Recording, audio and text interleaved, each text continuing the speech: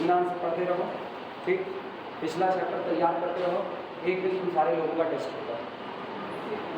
Copy तुमको नहीं लेकर के आना है, पन्ने मेरे रहेंगे, ठीक है। तुमको कुछ नहीं करना, तुमको केवल और केवल बस अपने आप प्रेजेंट हो जाना है। पन्ना मेरा रहेगा, ठीक, पेन तुम्हारी रहेगी, सवाल मेरा रहेगा, जवाब तुम्हारा रहेगा, इतना ही चलेगा ऐसे, ठीक है। तुमको कोई कॉपी नहीं करनी, कोई कुछ नहीं, सारा पन्ना हम जमा करा लेंगे।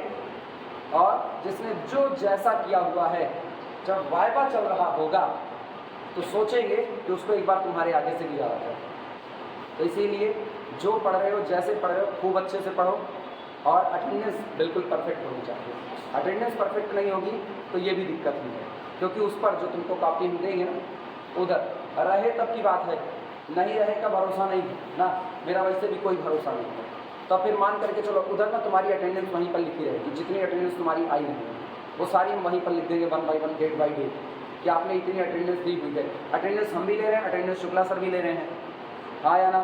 तो उनके पास भी डेटा है, मेरे पास भी डेटा है, और हम नहीं जानते बाकी में अटेंडेंस हो रही है कि नहीं हो रही है, लेकिन 2 अटेंडेंस चल रही है और 2 अटेंडेंस ही तुम लोगों के लिए बहुत कुछ है। अब जो रेगुलर आ रहा है और जो नहीं आ रहा है, उनके बीच का फर्क उसी अटेंडेंस पर आएगा, ये निश्चित है।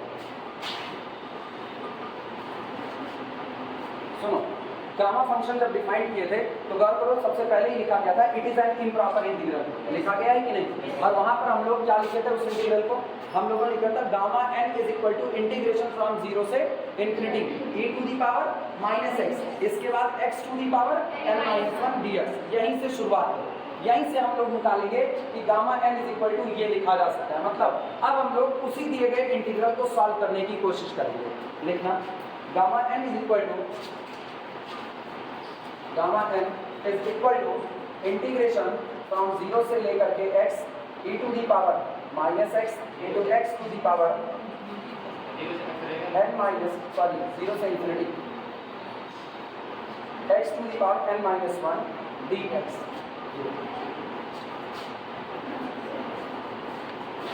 अगला काम सारे लोग एक बार जानते हो, I8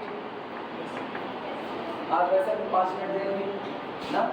आज I8 हुआ 1:40 था, 1:45 पे पहुंचे हैं, नहीं 1:45 के बाद पहुंचे, क्योंकि 1:45 तो हम सेकेंड ईयर छोड़े हैं MSc का, तो उसके बाद ही आए।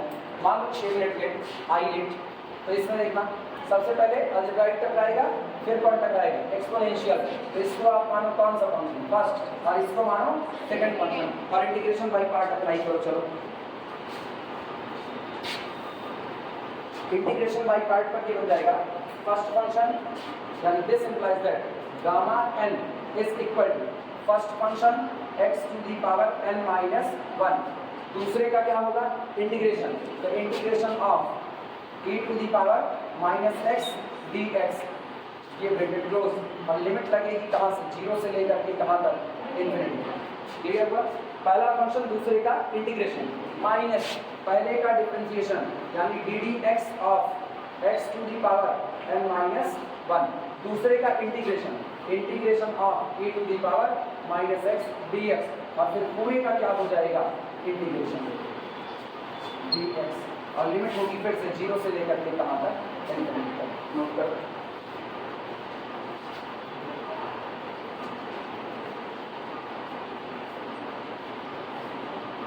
इनका मामला निकालो। This implies that gamma n is equal to, मेरे को पता है e की पावर -x, इसका जब इंटीग्रेशन करोगे तो -e की -x आएगा, तो -x to the power n-1 बरकरार, और इसके इंटीग्रेशन में e की पावर -x, लिमिट 0 से लेकर के कहाँ तक, इन्फिनिटी। कोई दिक्कत किसी को। फिर अगला देखना माइनस, इनका हाल देखो बगल वाले का, ये बताओ ये डिफरेंशिएशन है x की पावर n-1 का, तो n-1 नीचे आएगा, वो तो कांस्टेंट टर्म आपका, हम उसको बाहर कर लें कोई दिक्कत नहीं, तो बाहर निकाल लेते हैं n-1। अंदर का हाल देखना x to the power n-1, फिर कितना आप क्या करो डिफरेंशिएशन -1 यानी n-, ये हुआ, और e की पावर -x का इंटीग्रेशन -e की पावर -x, उस माइनस को बाहर करके प्लस कर दिया जाए, और यहाँ रहा e to the power -x dx, और इंटीग्रेशन फ्रॉम 0 से लेकर के n कर दिया। किसी को कोई दिक्कत इतने में, नोट करो।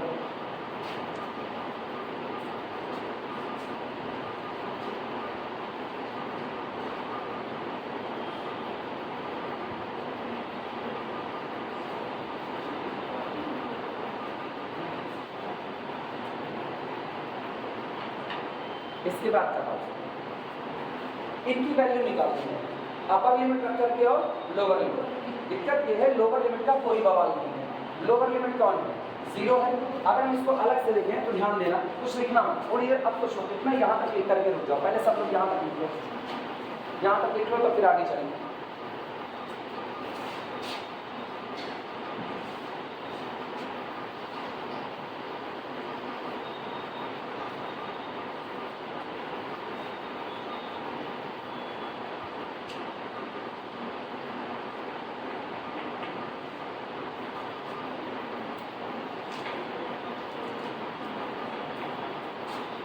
सब लोग लिख चुके हो, ध्यान देना। लोअर लिमिट का बवाल नहीं, पहले तो लोअर लिमिट का हिस्सा हम दिखा दे रहे हैं। जिनको रफ कैलकुलेशन करनी होगी कॉपी पर नोट करके रफ कैलकुलेशन कर लेना, और यहाँ पर जहाँ न्यूमेरिकल सॉल्व कर रहे हो वहाँ पर लिख देना फॉर रफ कैलकुलेशन, सी कॉपी के पीछे अपनी भाषा में ना, कौन सी अंग्रेजी जानने की जरूरत है। सुनो, सबसे पहले लोअर लिमिट का हाल लेगा, जो लिखा गया उतना लिखा है, लिखा गया -x to the power n-1 और e की पावर -x को नीचे भेजो तो e to the power x और x बराबर 0 पुट करो।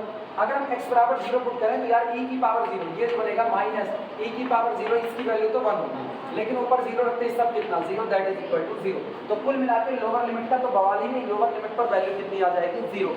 दिक्कत होगी अपर लिमिट पर, अपर लिमिट का हाल देखना, लोअर लिमिट में कुछ नहीं करना। अपर लिमिट के लिए तुम वहीं जहां न्यूमेरिकल कर रहे हो वहीं पर कैलकुलेशन दिखाना, वहीं पर ऐसे स्टार बना देना और इसको इक्वेशन नंबर पहले 1 कर देना, ये जहां तक आया इसे इक्वेशन 1 कर दो, स्टार बना दो। अब स्टार के लिए हम इस पार्ट का कैलकुलेशन कर रहे हैं, upper limit x approaches to infinity पर, ध्यान देना limit x approaches to infinity x to the power, मेरे को इस माइनस से फर्क नहीं पड़ता, ये बाद में बैलेंस हो जाएगा, x to the power n-1 into e to the power -x is equal to limit x approaches to infinity x to the power n-1 upon e to the power x। सही है या गलत है? समझ तो फिर अगला हाल देखना, जरा x की जगह पर इंफिनिटी रखो। जब तुम x की जगह इंफिनिटी रखोगे तो क्या ये इंफिनिटी बाई इंफिनिटी का फॉर्म बन रहा है कि नहीं बन रहा है? और अगर ये इंफिनिटी बाई इंफिनिटी का फॉर्म बन रहा है तो सबको पता है कि डीएल हॉस्पिटल रूल लगाया जा सकता है, हाँ या ना? डीएल हॉस्पिटल रूल लगता है तो हम लोग क्या कहते हैं कि अगर ये फॉर्म इंफिनिटी बाई इंफिनिटी का है तो ऊपर वाले और नीचे वाले को तब तक डिफरेंशिएट करते रहो जब तक इंफिनिटी बाई इंफिनिटी का फॉर्म खत्म ना हो जाए, हाँ या ना? याद है ये बातें? अब ये बातें अगर याद है तो तुमको एक सक्सेसिव डिफरेंशिएशन में एक फार्मूला आता है, n times the differentiation of x to the power n। कितनी बार? n बार डिफरेंशिएशन करें x to the power n का, वो फार्मूला सक्सेसिव अभी नहीं पढ़ेंगे, 2 मिनट का मौका दो, 2 मिनट में हम तुमको इधर वो करके दिखा रहे हैं, ध्यान देना। n टाइम्स डिफरेंशिएशन करना है x टू दी पावर कितने का? m का, इसको यहीं पर सीख लो, ऐसे ही तुम्हारा काम आसान होगा। अदरवाइज हम इसका एक्सपेंशन करेंगे, एक्सपेंशन करने के बाद काट पीट बचाएंगे तो भी काम मेरा हो सकता है, हम एक्सपेंशन भी करके दिखाएंगे। इसको यहाँ बता दे रहे हैं, एक्सपेंशन लिखा दे रहे हैं, ठीक, जिससे अगर कभी ये भूल जाओ तो एक्सपेंशन वाला काम कर लो। दिमाग दौड़ाना, 2 चीजें हो सकती हैं। पहली बात सुनो, ये पावर कम हो और ये ज्यादा हो, पावर कम हो और डिफरेंशिएशन ज्यादा बार होगा। फॉर एग्जाम्पल डिफरेंशिएशन करो 3 बार कितने का? x² का। जरा x² का पहली बार डिफरेंशिएशन बताओ, 2x, तो पहली बार तो हुआ 2x, दूसरी बार क्या होगा? 2 हो जाएगा और तीसरी बार में 0, हाँ या ना? सोचो पावर कम है और डिफरेंशिएशन ज्यादा बार हो रहा है तो रिजल्ट क्या चलेगा? 0 चलेगा। इसमें तो आपको नो डाउट आप सीधे लिख सकते हो n times differentiation of x to the power m is equal to 0 whenever power m less than number of differentiation. जितनी बार डिफरेंशिएशन कर रहे हो वो ज्यादा हो गया है और पावर कम है तो सीधे खट से चढ़ा दो, कितना? 0। आई बात समझ में? अगला कहीं खुदा ना खास्ता ऐसा हो जाए पावर ज्यादा हो और डिफरेंशिएशन कम बार हो, यानी केस बना रहे हैं डिफरेंशिएशन कम बार कर रहे हैं और पावर ज्यादा है, ये हाल कर रहे हैं। तो मेरे को इसकी वैल्यू निकालनी है, सारे लोग ध्यान से देखना।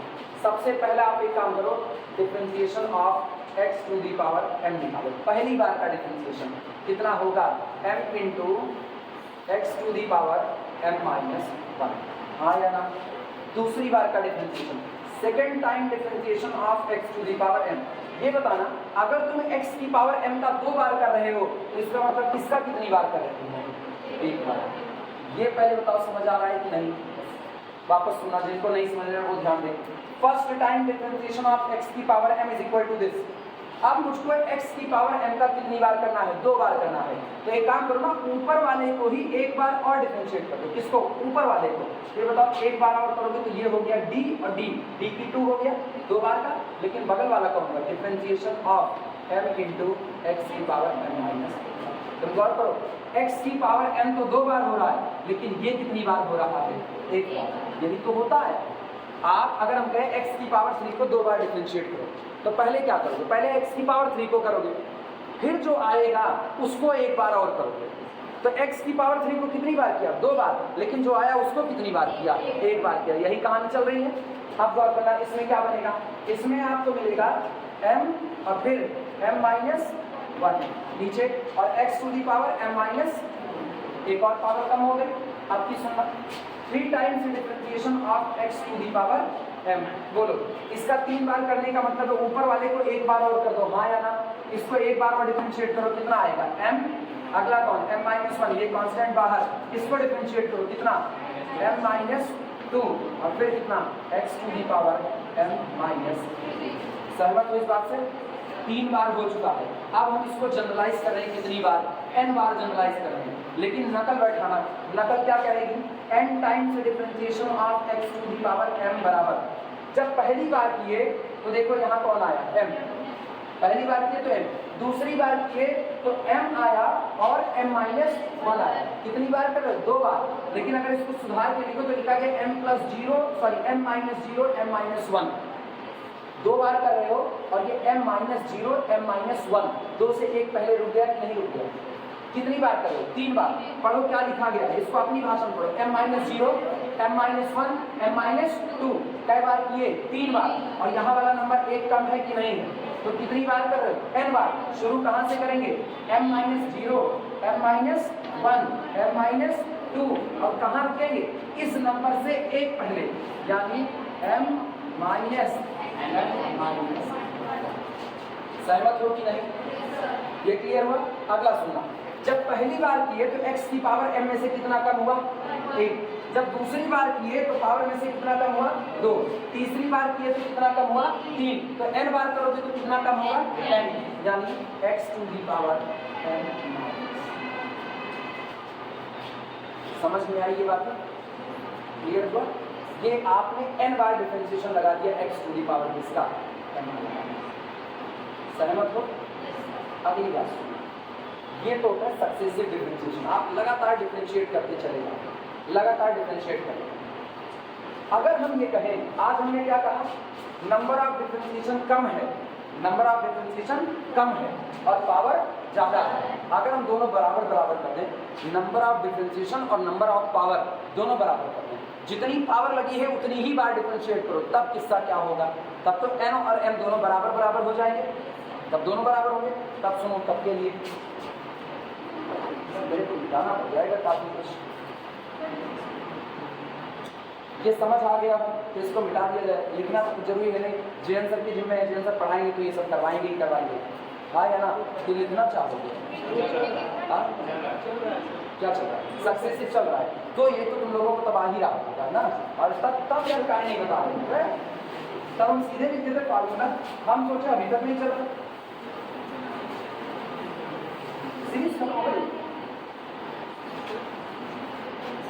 सुनो, n बराबर m, तो यार तब मेरे को बताओ ना, n बराबर m होने पर क्या है, n और m बराबर हो गया, पावर और नंबर ऑफ डिफरेंशिएशन बराबर हो गया, क्या आएगा आंसर, हाँ तब आंसर क्या आएगा, कितना n आएगा। तो गड़बड़े बोलना जो बोलना ना, पीछे बताओ आंसर क्या आएगा,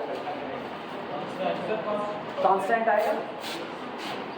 आंसर क्या आएगा फिर, नहीं, कितना आएगा, जितनी बार डिफरेंस उतना ही आएगा, पीछे कितना आएगा, जितनी बार करेंगे उतना ही आएगा। 1 आएगा। लड़कों की भीड़ में से ना पूछने पे पता नहीं काहे फील आता है या जवाब ही नहीं मिलेगा, अजीब सा ही फील है ना। सक्सेसिव की क्लास में तुम लोगों में से कौन कौन था जब ये चला था? कौन कौन था सक्सेसिव की क्लास में?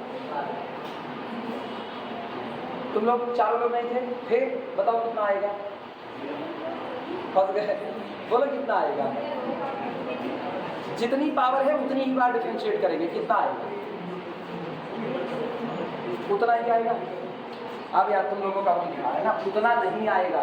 अब हम बता देंगे जी आंसर से जाकर के कि सर जी यही एक काम कर रहे हैं। हाँ, डिफरेंशिएशन नहीं करवाए हैं, अगर चल रहा है तो पक्का करवाए होंगे, हम पढ़े हैं उनसे, हम जान रहे हैं। क्या क्या सक्सेसिव कौन पढ़ा? ये लोग कह रहे हैं सक्सेसिव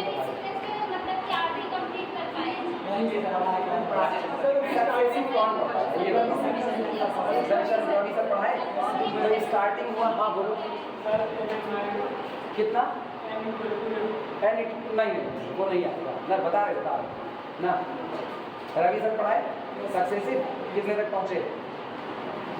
तुम झूठ बोलोगे मुझसे पूछ लेंगे। ये हम जान लो ना, डिपार्टमेंट में सीनियरिटी के आधार पर देखा जाएगा ना उम्र की, तो ये मान के चलो हम उनसे बड़े हैं 2 साल, रवि सर से हम 2 साल बड़े हैं सीनियरिटी के मामले में देखोगे तो। चलो बोलो तो हम पूछ लेंगे उनसे।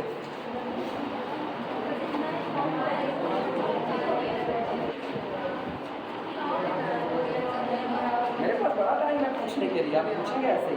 बोलो कितना? तुम हमको सवाल दिखा रहे हो बच्चा, ढाल में लगा ना, तुम हमको सवाल दिखा रहे हो, हमको फार्मूले डेरिवेशन चाहिए। चलो छोड़ो, मान लिया तुम लोगों को नहीं आ रहा है, इधर आओ वापस आओ। हाँ यार ये क्वेश्चन नहीं है, ये फार्मूले का डेरिवेशन है। अच्छा आप तुम लोग रहे तो आप हम बताए। हाँ क्वेश्चन नहीं चाहिए, क्वेश्चन नहीं चाहिए। ये फार्मूला है n times differentiation log ax plus b, ये फार्मूला है, ठीक है, वो प्रॉब्लम में करवाए हैं। इसके बाद cos ax plus b formula है ये, ठीक है। इसके बाद x की पावर ये रहा अभी। अरे बहुत झूठे हो तुम लोग, या तो तुम लोग पढ़ना नहीं जानते हो या फिर e की power x sin bx plus c formula है। इसी तरह e की power x cos bx plus c होगा, फार्मूला है। हाँ अब तो है, कहाँ पे करोगे? अब तो मिला। इधर वापस आओ, सुनो वापस आओ। तुम लोग नालायक, तुम लोग और कुछ नहीं है, ध्यान नहीं देते बस खाली पढ़ने पर। जितनी पावर है उतनी ही बार डिफरेंशिएट कर रहे हैं। इसको चाहते ना जितनी देर पूछ रहे थे इतनी देर में अपने आप बना सकते थे। इधर सुनो, पढ़ना इस बात को नहीं कहते, पहले तो अपने दिमाग से ये भूत निकालो कि तुमको बहुत आता है, पहले तो ये भूत निकालो, क्योंकि जब तक तुम ये भूत नहीं निकालोगे कि तुमको बहुत आता है तब तक तुम ये मान के चलो तुम कुछ नहीं सीख पाओगे। एक बड़ी फेमस कहानी है, उस बड़ी फेमस कहानी में ये जिक्र आता है भारत के जो उस समय के लोग विद्वान लोग थे उनका, और सिकंदर का जिक्र आता है। कहानी कितनी सही है कितनी गलत है कोई नहीं जानता, लेकिन कहानियाँ जैसी सुनाई जाती हैं, जो सीखने के लिए सुनाई जाती हैं, वो जरूर सीख लिया जाता है। सिकंदर अपने सेनापति को बुलाते हैं और उसको मक्खन से भरा हुआ एक कटोरा देते हैं और उसके बाद उसको कहते हैं इसको ले करके जो बहुत बड़े विद्वान होंगे उनके पास जाना। तो उनका सेनापति और कहते हैं एक बूंद मक्खन इसमें से गिरना नहीं चाहिए, नहीं गर्दन उड़ा देंगे। वो ले करके जाता है, एक बूंद मक्खन गिरता नहीं है। उसके बाद फिर जो वहाँ पर बैठे रहते हैं ज्ञानी लोग, वो लोग उसको देखते हैं और देखने के बाद सुइयाँ उठाते हैं, उसी में चुभो देते हैं, मक्खन में सुइयाँ चुभो देते हैं और उसके बाद कहते हैं लेके जाओ सिकंदर के पास। वापस आता है वो सिकंदर के पास, सिकंदर उसको देखते हैं तो सिकंदर ठाका लगा करके हंसते हैं। और उसके बाद सेनापति जो था वो पूछता है महाराज मेरे को तो कुछ समझ नहीं आया, आप हंसे क्या? तुम नहीं समझते हो, यूनान ज्ञान से परिपूर्ण है। ये मक्खन से भरा हुआ कटोरा इस बात का एग्जाम्पल है कि यूनान ज्ञान से परिपूर्ण है, उसको किसी और की जरूरत नहीं है। उन्होंने इसमें सुइयां चुभो करके दिखा दिया कि भले कोई परिपूर्ण है उसमें भी कुछ ना कुछ एक्सेप्ट करने की जगह खाली है। समझ पाए कहानी का सार क्या है? तुम जितना जानते हो उसमें भी अभी भी जानने की गुंजाइश बाकी है, अभी वास्तविकता में तुम कुछ नहीं जानते हो। तो इसीलिए पहले तो अपने दिमाग से ये निकालो कि तुम बहुत कुछ जानते हो, क्योंकि अगर तुम्हारे दिमाग में यह आए तुम बहुत कुछ जानते हो तो मान के चलो ना, फिर ये क्लास तुम्हारे लिए नहीं बनी है, फिर ये क्लास उन्हीं के लिए बनी है जो सीखना चाहते हैं। तो पहले तो अपने दिमाग को एक किनारे रखो। दूसरी बात, जो डेडिकेशन एक स्टूडेंट का होना चाहिए वो तुम्हारे अंदर होना चाहिए। वही नहीं रखोगे तो क्या होगा, जितनी देर तक ये सब कुछ चल रहा था ना उतनी देर तक टुकड़े में काम कर सकते थे। सर करे जितनी पावर हो उतनी ही बार डिफरेंशिएट करो, तो टुकड़े में निकालते, x की पावर 2 से शुरुआत करते, x की पावर 2 था 2 बार डिफरेंशिएट करते, x की पावर 3 था 3 बार करते, 4 था 4 बार करते, फार्मूला हाथ आ जाता। देखना 2 बार कर रहे हैं, सबसे पहले x की पावर 1 को कर रहे हैं पहली बार डिफरेंशिएशन, कितना आएगा 1, और तो कुछ नहीं आएगा। आप x की पावर 2 करो और x की पावर 2 को आप 2 बार डिफरेंशिएट करो, दिमाग लगाओ, पहले x स्क्वायर का 1 बार करो तो कितना आएगा 2x, और 2x का फिर 1 बार करो तो 2 into 1 आया ना। x की पावर 3 का करो, अब गौर करना, x की पावर 3 का आप 3 बार करो, पहली बार करो 3x स्क्वायर आया कि नहीं आया, क्या लिखना देखना, पहली बार में आया 3x स्क्वायर, दूसरी बार करो तो फिर पावर नीचे आएगी, तो ये आएगा 3 into 2 into x की पावर 1, अब फिर एक बार और करो तो 3 into 2 into 1, जरा समेटना चालू करो, ये है फैक्टोरियल 2, ये है फैक्टोरियल 3, तो इसका मतलब 4 बार करोगे x की पावर 4 को फैक्टोरियल 4, तो जितनी पावर है उतनी बार करोगे तो उतना फैक्टोरियल करोगे। जो तुम लोग कह रहे हो ना उतना ही आएगा, नहीं फैक्टोरियल आएगा। यानी x की पावर 5 का 5 बार करोगे तो सोचो पहली बार क्या आएगा 5 into x की पावर 4, अब x की पावर 4 का 1 बार और करो, मतलब x की पावर 5 का कै बार करोगे 2 बार, तो 5 into 4, 5 गुणे 4 और x की पावर 3, फिर करो 5 into 4 into 3 x की power 2, 5 into 4 into 3 into 2 x की power 1, 5 into 4 into 3 into 2 into 1, खत्म, कितना आया फैक्टोरियल 5। तो अगर आपसे पूछा जाए कि n टाइम से डिफरेंशिएशन x की पावर n का तो कितना आएगा फैक्टोरियल 10 आएगा, आया ना। अभी ये बात समझ में आई, आप दिमाग करो, अगर इतना हो गया मेरे को अब कोई चर्चा करने की जरूरत नहीं है। सुनो ध्यान देना, ये पावर कितनी लगी है n-1, मेरा एम क्या है डी एल हॉस्पिटल रूल लगाना, और डी एल हॉस्पिटल रूल लगाते लगाते इन्फिनिटी बाई इन्फिनिटी का फॉर्म खत्म कर देना, यही ना। इन्फिनिटी बाई इन्फिनिटी का फॉर्म तब तक नहीं खत्म हो सकता जब तक ऊपर x बैठा हुआ है, तब तक खत्म नहीं होगा, क्योंकि हर बार आप x बराबर कितना रख दोगे इन्फिनिटी, e की पावर इन्फिनिटी तो इन्फिनिटी आएगा, ऊपर अगर x बचा रहा तो आपका फिर इन्फिनिटी बन जाएगा, आया ना। तो ऊपर से x को खत्म हो जाना चाहिए। अब तो तुम्हारे पास रास्ता है, जितनी पावर है उतनी ही बार क्या कर दो डिफरेंशिएट कर दो, जितनी पावर है उतनी ही बार, तो कांस्टेंट बन जाएगा कि नहीं बन जाएगा। तो हम लोग क्या करेंगे डिफरेंशिएटिंग न्यूमरेटर एंड डिनोमिनेटर, कितनी बार n-1 टाइम्स, न्यूमरेटर और डिनोमिनेटर दोनों को आप कितनी बार डिफरेंशिएट करोगे n-1 बार कर दो। तो दिमाग दौड़ाना, limit x approaches to infinity x की पावर n-1 e की पावर -x बराबर limit x approaches to the infinity, दिमाग दौड़ाओ कितनी बार करना है ऊपर वाले को n-1, तो जितनी पावर उतनी बार का डिफरेंशिएशन क्या देगा n-1 का फैक्टोरियल अपॉन, यार e की पावर x का 1 बार 2 बार 10 बार 100 बार करो रहेगा वो e की पावर x। क्या अब ये इंफिनिटी बाई इंफिनिटी फॉर्म है? अब नहीं, अब इंफिनिटी बाई इंफिनिटी फॉर्म नहीं है क्योंकि ऊपर x नहीं बचा। तो इसका मतलब अब जरा तुम x अप्रोचेस टू इंफिनिटी करो, जब x अप्रोच करेगा इंफिनिटी तो e की पावर x अप्रोच करेगा किधर इंफिनिटी की तरफ, इसका मतलब नीचे वाला टुकड़ा बढ़ रहा है किधर इंफिनिटी की तरफ, तो कांस्टेंट अपॉन इंफिनिटी ये बढ़ेगा किसकी तरफ 0 की तरफ। इसका मतलब चाहे अपर लिमिट हो चाहे लोअर लिमिट, ये पूरा हिस्सा अपनी लिमिट क्या दे देगा 0 दे देगा। आई बात समझ में, इतने का ही गीता 2 है, बस नोट करो।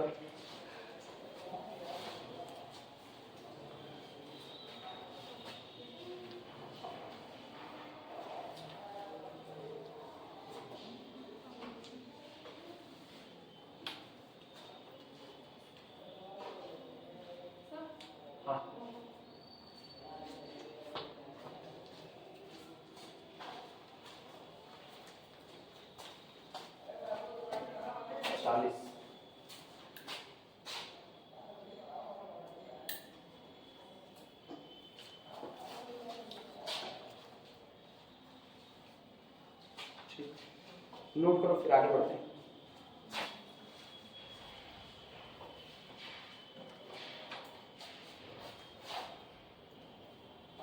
और हो जाएगा तो बताना। ये चलाएंगे इसको रोकेंगे, चल रहा है।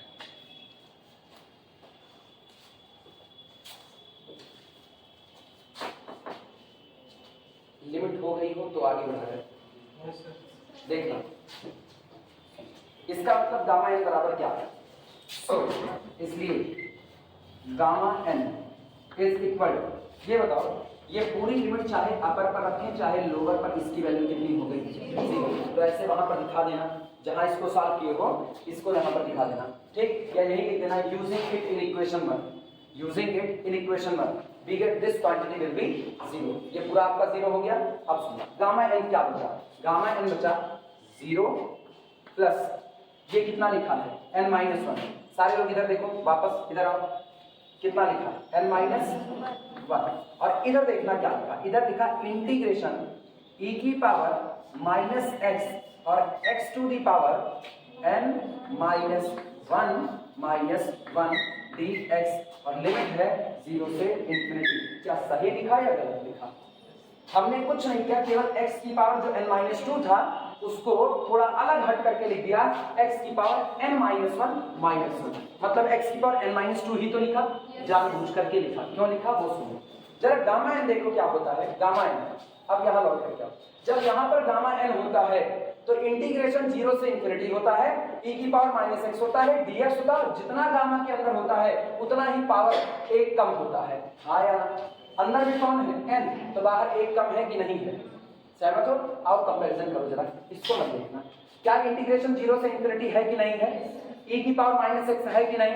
dx है आपके पास और x की पावर इतने में से एक कम, इतने में से एक कम। तो गामा फंक्शन पर जरा इसमें तुम सेट करो n की जगह n-1, n की जगह कितना सेट करो n-1। क्या वही मिलेगा कि नहीं मिलेगा? इसका मतलब आपको दिया गया है this implies that gamma n is equal to 0 लिखने का कोई मतलब नहीं, n-1 और फिर इधर को हम क्या लिख सकते हैं गामा n-1। सही है, फार्मूला हो गया। कोई मुश्किल काम थोड़े, समझ पाए कैसे किए? कुछ मत करना, जब यहां तक पहुंच जाना तो इसके बाद गामा फंक्शन के पास लौट जाना। और गामा n की वैल्यू पता है, आप n को सेट कर दो n-1, आपको खुद पता चलेगा ये इंटीग्रल जो दिया गया ये कुछ और नहीं, ये गामा n-1 है। और उठा करके रख दो और फार्मूला बन चुका है। So gamma n is equal to n-1 into gamma n-1।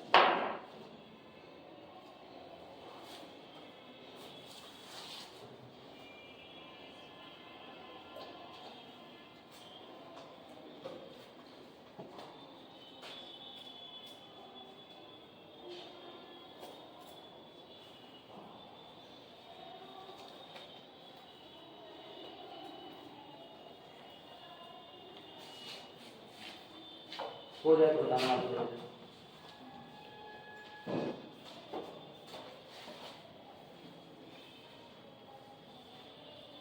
सब लोग लिख चुके?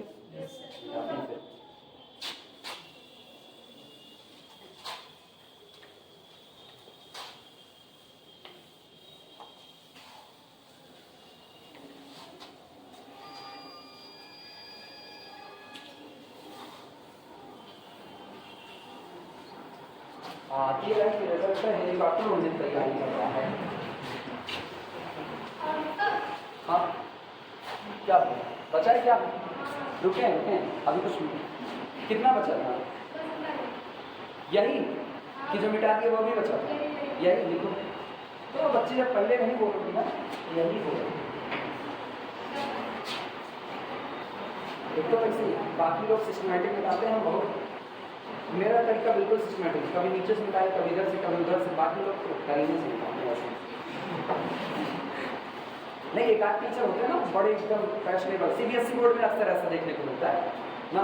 हम देखेंगे मेरे एक बच्चे में 3-4 सीबीएसई बोर्ड के ऐसे, अगर उनसे टाइम पूछे ना भाई साहब टाइम कितना होगा, भाई साहब ऐसे अभी तो 11:20 बड़े अकेले बोलेंगे एकदम अपने से कोई पूछे कितने 11:20 हो रहे हैं, आपने तुरंत बोलेंगे जैसे लगता है कि मतलब कोई ट्रेन छूटी जा रही भाग रही है। बड़े करीबी से उनसे अगर बात भी करोगे तो पहले तुमको देख के मुस्कुराएंगे, उसके बाद बतियाएंगे। ऐसा लगता है जैसे इनके पास टाइम थोक के भाव में कोई देख करके गया है। खर्चा तो आराम से, कोई दिक्कत नहीं। हो गया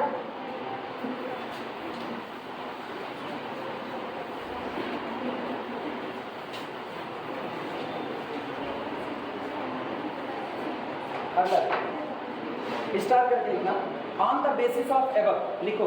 ऊपर जो अभी हमने प्रूफ किया रिडक्शन फार्मूला, इसके आधार पर कुछ बातें करने चाहिए। लिखना on the basis of above, double star करके लिखना on the basis of above, on the basis of above. सुनो, ऊपर जो तुमने प्रूफ किया उसमें तुमने क्या लिखा, gamma n is equal to बाहर n-1 और गामा के अंदर भी n-1, मतलब जितना मांगा जा रहा है उसकी वैल्यू रिडक्शन किया आपने, घटाया उसको, कितना किया, n-1 गामा n-1। तो अगर हम तुमसे कहें गामा n-2 क्या होगा या गामा n-1 मान लें क्या होगा, तो क्या करना, gamma n-1 is equal to, वापस सोचना, जब हमने कहा गामा n तो हमने कहा बाहर भी एक कम और गामा के अंदर भी एक कम। तो जब हम कहते हैं गामा n-1 तो इसका मतलब इससे एक कम, कितना, n-2 और गामा फिर से n-2। सही है गलत, नोट करो, ये उसी फार्मूले के बेसिस पर लिखा गया है।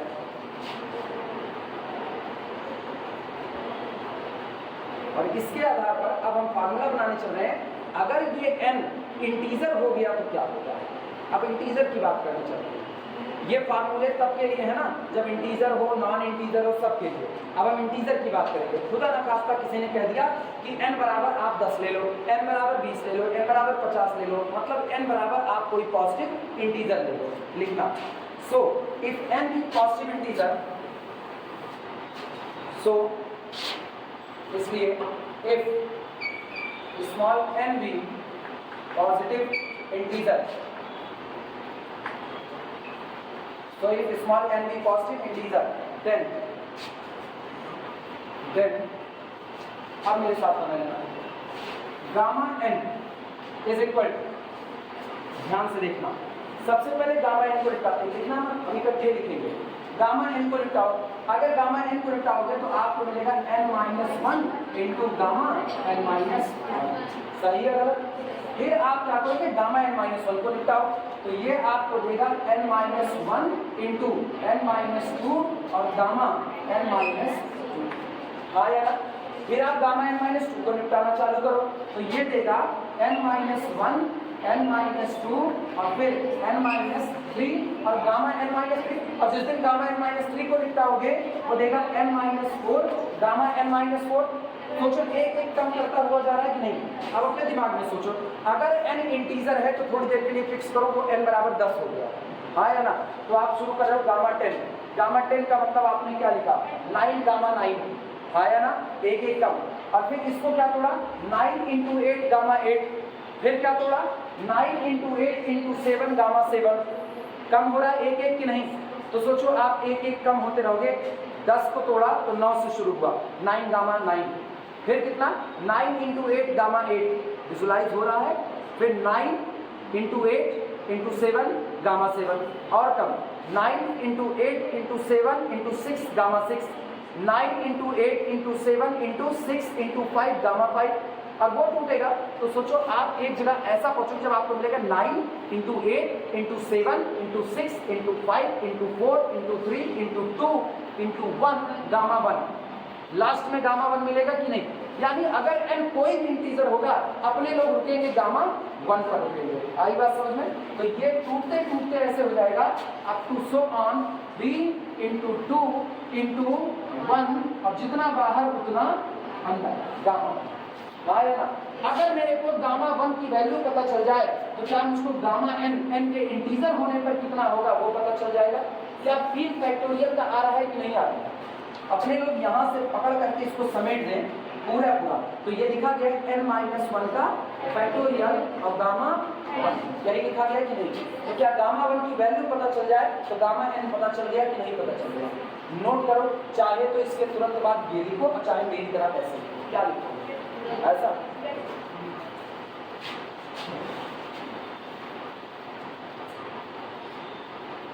अभी हम लोग गामा 1 की वैल्यू निकालेंगे।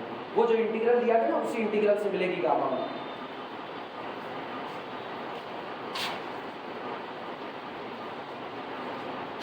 में फंक्शन, जिस दिन एमएससी करने लगोगे ना उस दिन पूरा एक पेपर खुलेगा स्पेशल फंक्शन के नाम से, वहाँ पर तुमको इसी gamma function, beta gamma function की जरूरत पड़ेगी।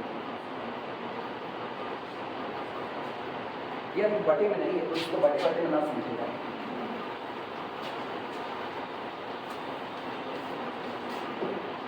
और ये n-1 है।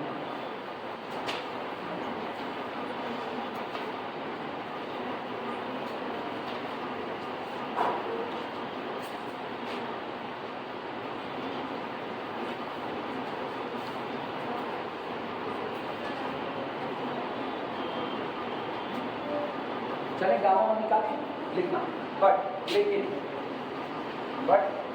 Gamma 1 is equal to integration from 0 से इंफिनिटी। जरा मेरे को इंटीग्रल बताओ, gamma m is equal to integration 0 से इंफिनिटी e की पावर -x, तो इसका मतलब e की पावर -x इंटू x की पावर n-1, जितना गामा n मांगा गया तो n-1, ये कौन है n की जगह 1, तो इसका मतलब 1 - 1 ठीक है। सही लिखा या गलत लिखा? यानी ये आपका है this is equal to integration 0 से लेकर के इंफिनिटी, यानी x की पावर 0 कितना 1, यानी e to the power -x dx। और सारे लोग जानते हैं e की पावर -x का इंटीग्रेशन माइनस e की power -x, this is equal to minus e की पावर -x, लिमिट 0 से लेकर के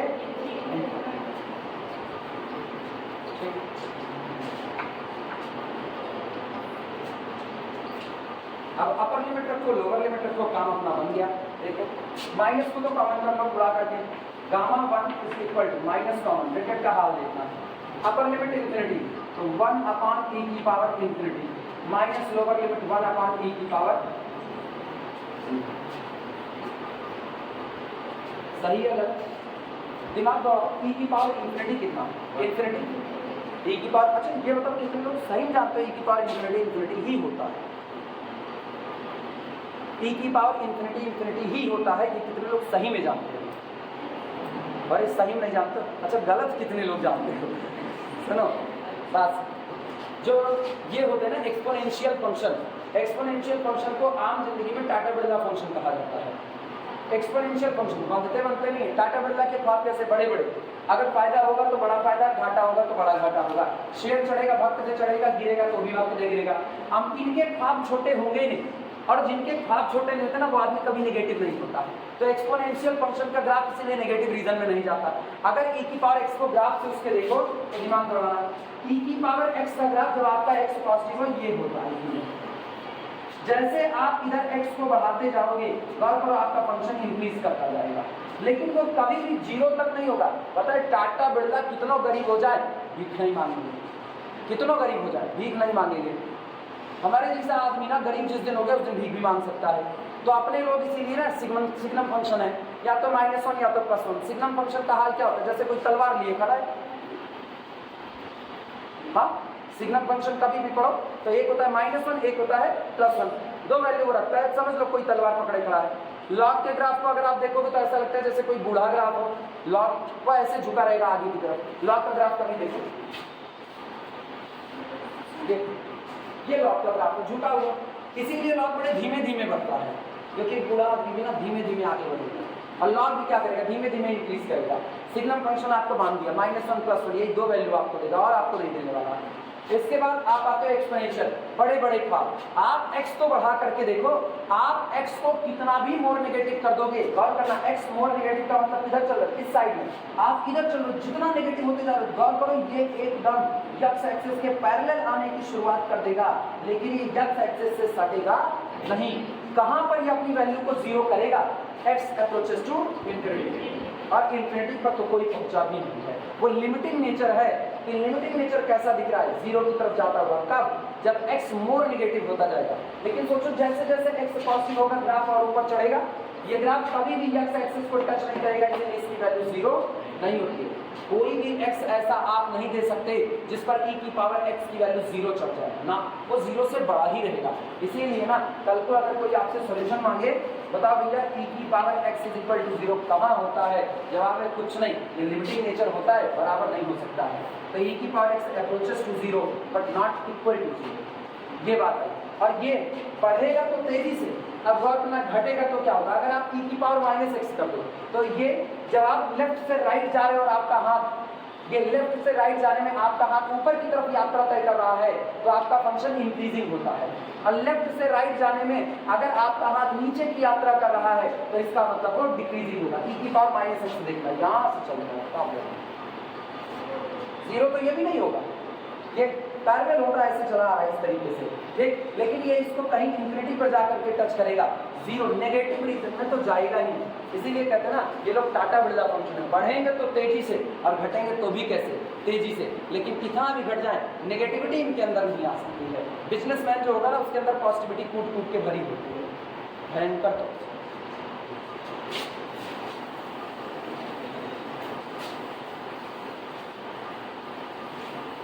तो सुनो, अब ये तो पता चला ना ग्राफिकली देख करके कि एक्सपोनेंशियल फंक्शन कभी नेगेटिव नहीं होंगे और इनकी लिमिटिंग नेचर कैसा होता है, इंफिनिटी पर जीरो की तरफ जाते हैं ये।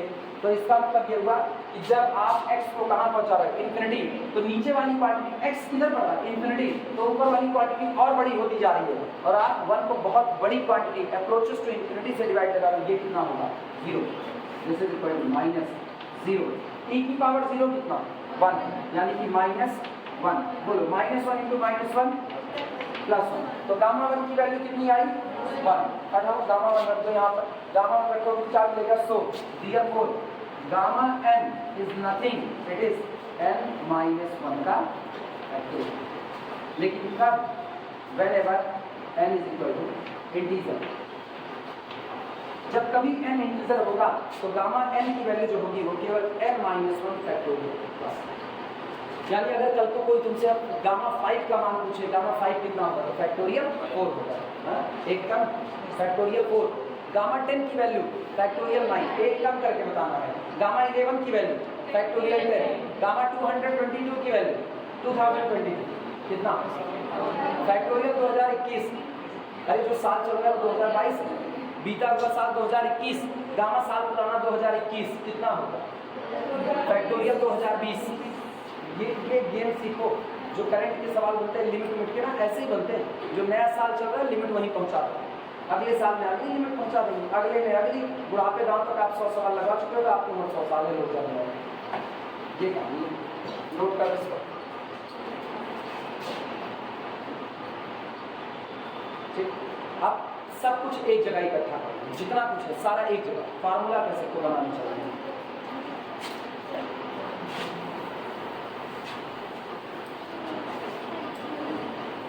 कंक्लूजन, उपसंहार जिसको कंक्लूजन,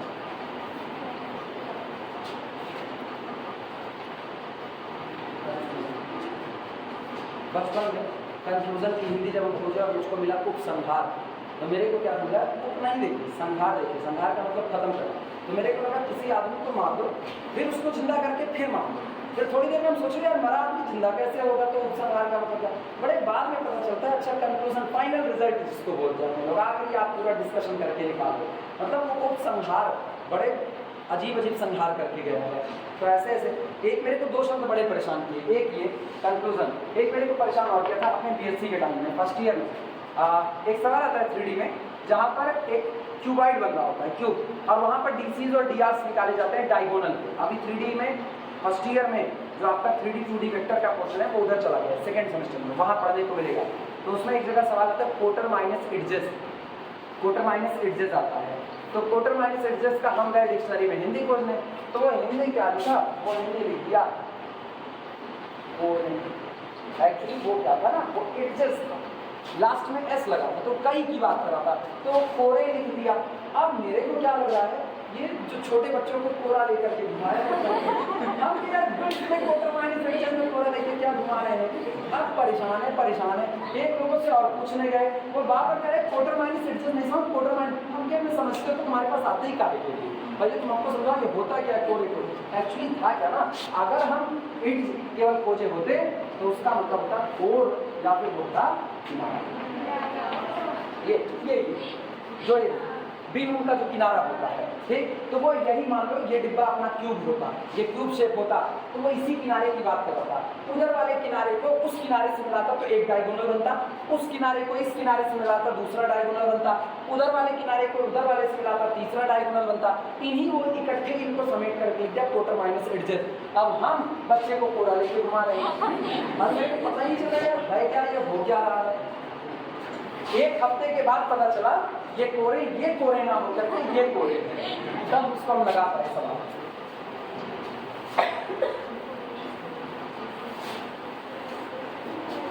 कंक्लूजन देखना, तो कंक्लूजन का मतलब खूब संहार का मतलब होता है फाइनल रिजल्ट, ना कि कोई मेरी तरह कंफ्यूज हो, आदमी को मार के फिर जिंदा करके फिर मार। तो इसलिए गामा n की value n minus 1 into gamma n minus 1 होगी। ये फार्मूला तब वैलिड है what ever be the n कुछ भी हो आप इस फार्मूले का इस्तेमाल कर सकते हो। मतलब n आपका इंटीजर हो, n आपका फ्रैक्शनल हो, बस आपका n ग्रेटर देन 0 होना चाहिए, आप इसका इस्तेमाल कर सकते हो। तो gamma n is equal to n minus 1 into gamma n, ये है for all value of n, ये n के सभी मान के लिए सही है। और gamma n is equal to आप सीधे n माइनस 1 का फैक्टोरियल लिख देना, जिस दिन n भी इंटीजर होगा। अगर आपका n इंटीजर होगा तो आप उसको सीधे और सीधे, लेकिन इंटीजर भी कैसा पॉजिटिव होना चाहिए ना, तो ऐसा करेंगे n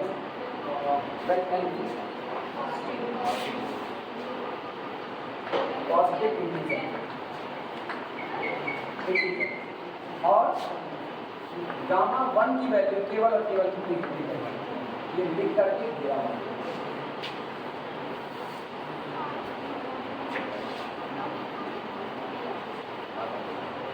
बादल वाला देखे ठीक। अब दो नोट लगा, गामा 0 की वैल्यू और गामा के अंदर में नेगेटिव दे दिया उसकी वैल्यू के लिए, इसको नोट लगाओ, ये तुमको याद रखना है। नोट, अगर आपसे कोई पूछता है gamma 0 and gamma minus n, जहां पर n पॉजिटिव है, n अगर पॉजिटिव है तो माइनस n कैसा होगा, नेगेटिव, यानी गामा के अंदर में नेगेटिव, इन दोनों की वैल्यू इंफिनिटी होगी। वेयर जहां पर n इज पॉजिटिव इंटीजर, मतलब अगर गामा के अंदर में, ध्यान देना, अगर गामा के अंदर में नेगेटिव इंटीजर आपने डाल दिया तो इसकी वैल्यू आप सीधे कितना बता देना, इंफिनिटी बता। ये लिख करके ये भी प्रूफ हो जाता है, लेकिन इसके प्रूफ करने की अपने को कोई जरूरत नहीं। प्रूफ ये हो जाएगा कैसे, उसी इंटीग्रल को उठाएंगे, इंटीग्रेशन 0 से लेकर के इंफिनिटी e की पावर माइनस x की पावर n माइनस 1 dx, और वहां पर ये शर्त डाल देंगे कि आओ n को नेगेटिव इंटीजर लेते हैं, तो वो आपको साबित करके देगा कि इसकी वैल्यू यानी गामा के अंदर में नेगेटिव इंटीजर, इसकी वैल्यू कितनी आएगी, इंफिनिटी। वही काम करेंगे, बाई पार्ट का इस्तेमाल करना, इसीलिए इसको सीधे याद रखो, इसका प्रूफ करने के लिए करना चाहोगे ना, तो हर किताब में इसका प्रूफ कहीं ना कहीं पे दिया होगा, जरूरत नहीं इसलिए नहीं करते। अब जो मेन जरूरत है उनकी बात करें, ट्रांसफॉर्मेशन ऑफ गामा फंक्शन। हमने बीटा का ट्रांसफॉर्मेशन किया ना, बीटा को ट्रांसफॉर्म किया तो दो और इंटीग्रल बना करके दिखाए, इसी तरह हम गामा का ट्रांसफॉर्मेशन करके चल रहे हैं। हेडिंग डाल दो, transformation of gamma function, heading डाल दो, transformation of gamma function.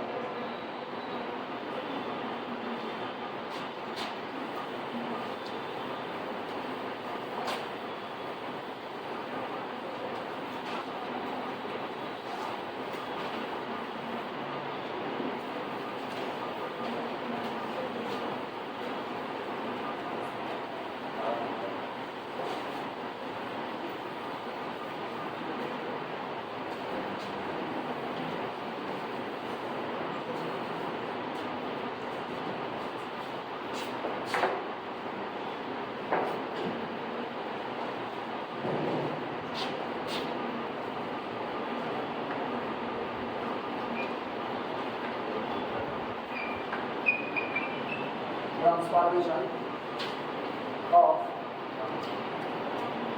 gamma function.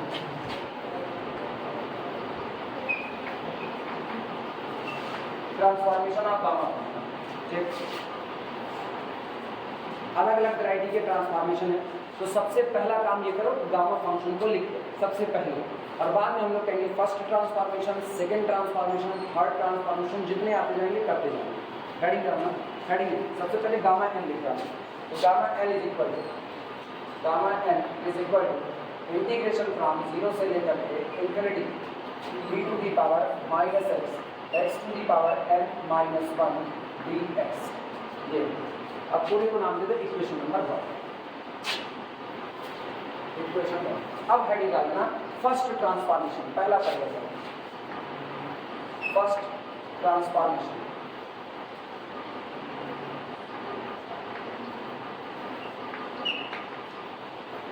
First transformation,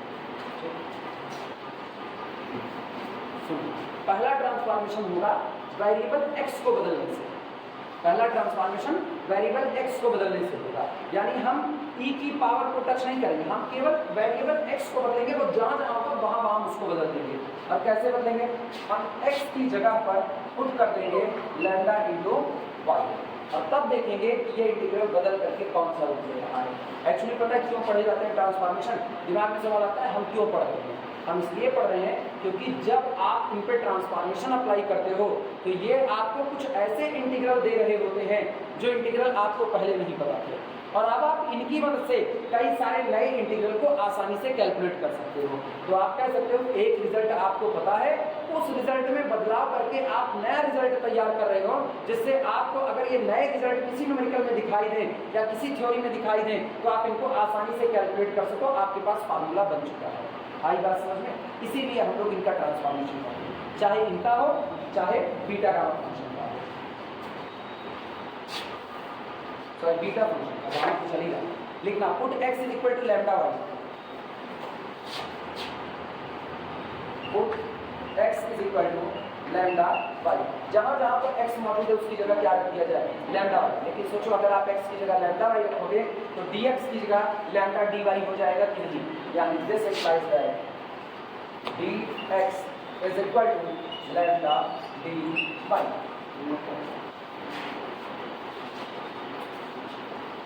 limit पर कोई फर्क नहीं पड़ेगा, लिमिट पर कोई फर्क नहीं पड़ेगा, क्योंकि गौर करो x अप्रोचेस टू 0 पर y कितना हो जाएगा? 0, और x अप्रोचेस टू इंफिनिटी पर y इंफिनिटी। तो लिमिट हमेशा अनचेंज्ड बनी हुई है कि नहीं? तो यहाँ कुछ चाहो अगर दिक्कत लगे तो लिख सकते हो limit will be unchanged,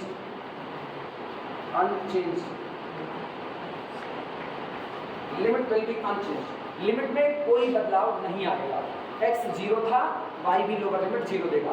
x upper limit पर इंफिनिटी था, y भी अपर लिमिट पर इंफिनिटी बना रहेगा। और बदलाव करते हैं।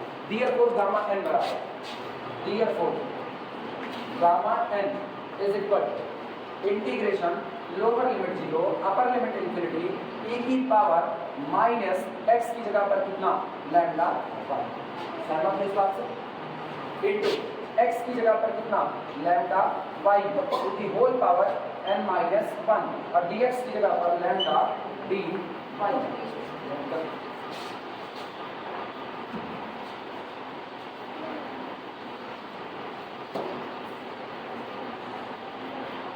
दिस implies that, दिमाग रखना, क्या यहाँ से लैम्डा की पावर n माइनस 1 मिल रहा है कि नहीं? लैम्डा की पावर n माइनस 1 और एक लैम्डा की पावर 1 गुणे में घात जुड़ती है का नियम कितना हो जाएगा? लैम्डा की पावर n का बाहर निकाल सकते हैं तो कांस्टेंट की बाहर आया। Gamma n is equal to lambda to the power n integration from 0 से लेकर के कितना? इंफिनिटी। आया ना? 0 से इंफिनिटी, जो बचा उसका हाल देखो, e की पावर माइनस लैम्डा y, और बाकी कितना बचा? y to the power n minus 1 साथ में dy।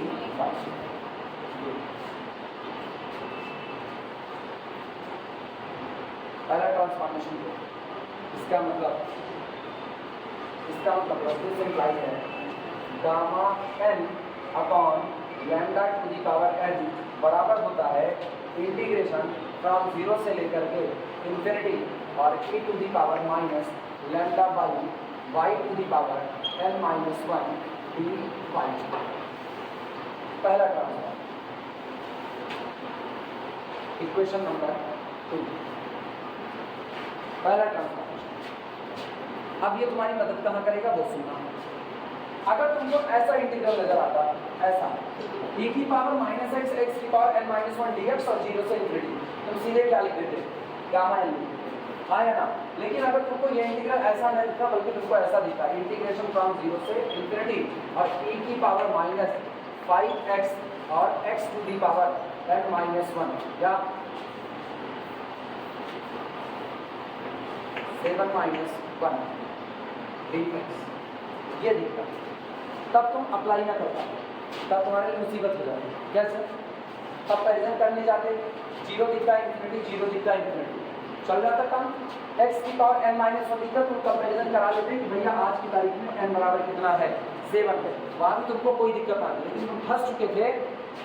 ये तो केवल e की पावर माइनस एक्स था, लेकिन ये मेरे पास e की पावर माइनस 5 है, तो हम इस माइनस 5 को बैलेंस कैसे करें?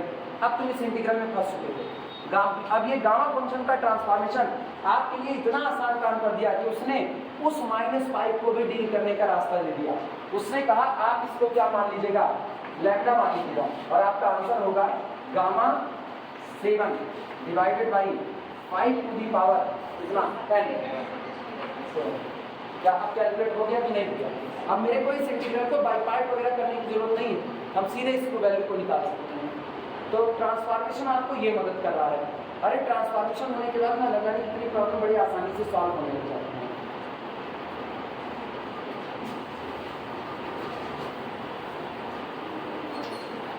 पहला ट्रांसफॉर्मेशन खत्म, यहां से शुरू होता है सेकंड ट्रांसफॉर्मेशन। हेडिंग डाल दो सेकंड ट्रांसफॉर्मेशन।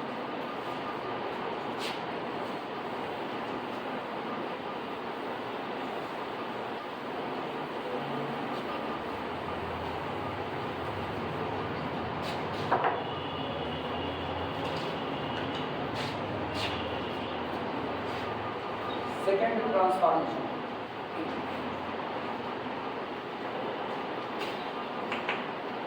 Second transformation. बदलाव देखना हमने क्या क्या बदला है। सबसे पहला ट्रांसफॉर्मेशन जब हमने किया तो हमने कहा कुछ मत कीजिए, केवल आप वेरिएबल x को ही बदल दीजिए। पहला ट्रांसफॉर्मेशन इस पर चला। ये सीखो कि कौन से ट्रांसफॉर्मेशन में क्या चीजें बदली गई हैं। नंबरिंग नहीं याद करनी कि फर्स्ट ट्रांसफॉर्मेशन में ये, सेकंड में नहीं, बदलाव किसका किसका हो रहा है, तो कौन कौन से आपको नए नए इंटीग्रल मिल रहे हैं। आपको केवल यही इतनी बात देखनी है। पहला बदलाव मैंने केवल और केवल किसका कर दिया, वेरिएबल का कर दिया। दूसरे बदलाव में मेरे पास बदलने के लिए वेरिएबल के अलावा कुछ है भी नहीं। मजे की बात सुनो, मेरे पास पूरे सिस्टम में वेरिएबल ही तो भरा पड़ा है भाई, e की पावर माइनस एक्स और x की पावर n माइनस 1, तो बदल क्या सकते हो, वेरिएबल ही। तो एक बार आपने x को कर दिया लैम्डा वाई, फिर सवाल हुआ यार x को लैम्डा वाई कर दिया, अब क्या बदलोगे? हमने कहा अभी रुको, अभी बाकी है। अब हम एक चीज देख रहे हैं कि लिखा गया है इंटीग्रेशन 0 से इंफिनिटी और e की पावर माइनस एक्स। फिर मेरे को नजर आता है कि ये x की पावर n माइनस 1 है, और आदमी का दिमाग होता है खुराफाती, हम इसको ब्रेक करते हैं तो इसमें x की पावर n इंटू x की पावर माइनस 1 dx।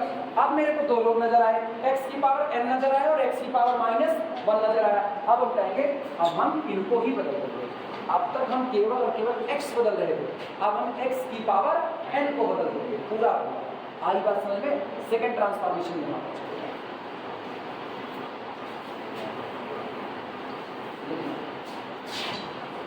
मतलब x की पावर n की जगह नया वेरिएबल। लेकिन अब सुनना, अब कंफ्यूजन ना हो इसलिए बचना है। अपने लोग x को पलट करके क्या कर दिए, लैम्डा वाई, तो y वाले वेरिएबल का इस्तेमाल कर चुके हैं।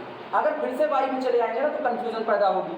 नया वेरिएबल z कर देते हैं, मतलब जहां x की पावर n है उसकी जगह क्या रख देंगे, z रख देंगे। अब वो कॉम्प्लेक्स नंबर नहीं है, नहीं तो उसको कॉम्प्लेक्स मानने लगना। हम केवल नया वेरिएबल इंट्रोड्यूस करा रहे हैं, x की पावर n की जगह क्या रखने जा रहे हैं, z रखने जा रहे हैं। लिखना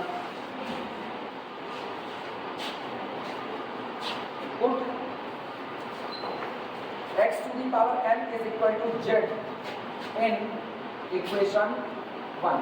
इक्वेशन नंबर 1 है x की पावर n की जगह पर z करने पर। लेकिन गौर करो फिर dz को क्या करोगे, जरा डिफरेंशिएशन लगाओ। This implies that m into x की power n minus 1 dx is equal to कितना, dz।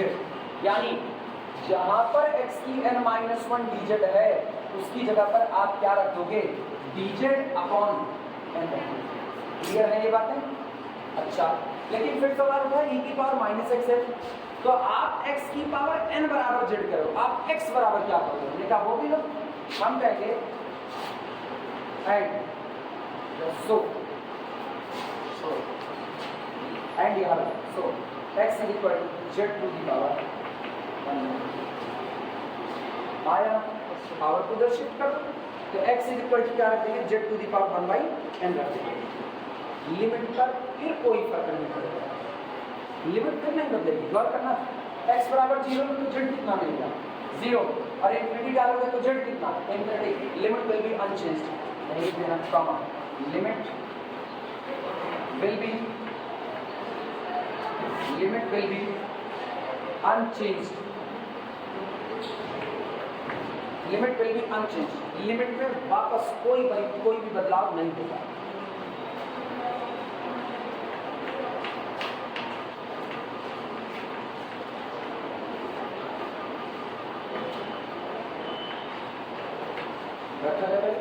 देखो क्या है, इसलिए गामा एन बराबर इसी में रखना है, equation number 1, gamma n is equal to integration from 0 से लेकर के कितना इनफिनिटी, और e to the power x की जगह पर आप क्या रख रहे हो, z की 1 बाई n, तो ये हो जाएगा e to the power minus z to the power 1 upon, सहमत हो इस बात से? और dz की जगह पर आप क्या रखते हो, सॉरी x की पावर n dx, इसकी जगह पर dz अपॉन n, सही लिखा या गलत लिखा? उस n को जरा तुम इधर ले आओ, उस n को कांस्टेंट है तो आप n को कॉमन करके इधर ला सकते हो कि नहीं? ये क्या बना, n into gamma n is equal to integration from 0 से लेकर के इनफिनिटी e की power minus z to the power 1 upon n d. सही लिखा या गलत लिखा? एक फार्मूला अभी हम करेंगे, अभी भी एक फार्मूला पड़ेगा, याद करो। Gamma n is equal to कितना होता था, gamma n is equal to n minus 1 और गामा n माइनस 1, यही पढ़े हो कि अगर गामा n मांगा जाए तो बाहर एक कम, गामा के अंदर एक कम, यही तो। चलो उल्टा पढ़ो, उल्टा, गामा के अंदर एक कम और बाहर भी एक कम, तो यहाँ एक ज्यादा हो गया कि नहीं हो गया? तो आप सोचो उल्टा पढ़ें तो ये क्या होगा, गामा के बाहर कौन n, अंदर भी कौन n, समेट के लिखो तो एक ज्यादा हो जाएगा कि नहीं? ये लिखा है गामा n प्लस 1 लिखा है, तो आप इसको लिख सकते हो, this is equal to, this implies gamma n plus 1 is equal to integration from 0 से लेकर के इन्फिनिटी e की पावर माइनस z की पावर 1 अपॉन n dz। ये आपका दूसरा ट्रांसफॉर्मेशन है।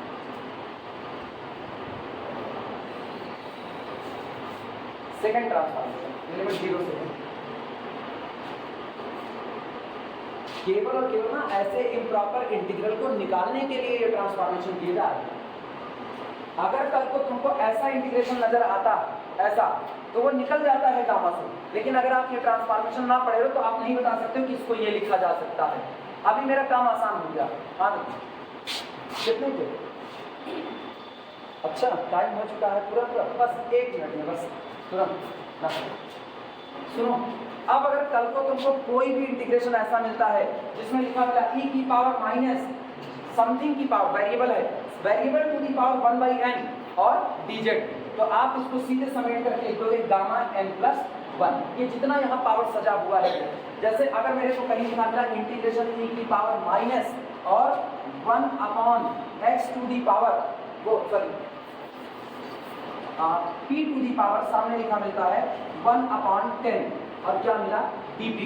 इसको इंटीग्रेट करना होगा, मेरे लिए लिमिट है 0 से लेकर के इंफिनिटी। बिना सोचे समझे हम इसका आंसर देंगे, गामा n कितना है 10, तो गामा 1 पर आ जाएगा। आई बात समझ में? इतने पर इसको रोक दो, वो घेर हमारे, ये आपका दूसरा ट्रांसफॉर्मेशन आया। अब मुलाकात करेंगे तो फिर अगले ट्रांसफॉर्मेशन की बात करते हैं। ठीक, अभी तीसरा ट्रांसफॉर्मेशन चलेगा।